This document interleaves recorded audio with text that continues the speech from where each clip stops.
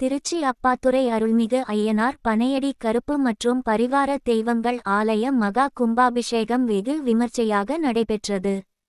இதில் திரளான பக்தர்கள் கலந்து கொண்டு சாமி தரிசனம் செய்தனர்.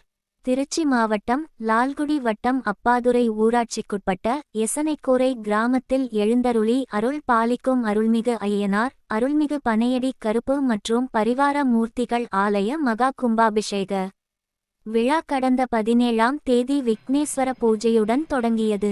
இதனைத் தொடர்ந்து 18ஆம் தேதி புதன்கிழமை காவேரி ஆற்றில் இருந்து புனித நீர் மேளதாளங்களுடன் கொண்டுவரப்பட்டது. விழாவின் முக்கிய நிகழ்வான கும்பாபிஷேகம் இன்று வெகு விமர்சையாக நடைபெற்றது. முன்னதாக அதிகாலை 4ஆம் கால பூஜை நடைபெற்றது.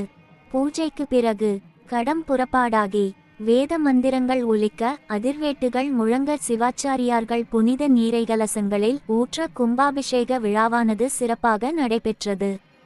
கும்பாபிஷேக விழாவை முன்னிட்டு அன்னதானம் நடைபெற்றது. விழாவிற்கான ஏற்பாடுகளை பரம்பரை அறங்காவலர் கண்ணன், அறநிலையத் துறை அதிகாரிகள் மற்றும் கிராம பொது மக்கள் சிறப்பாக செய்திருந்தனர்.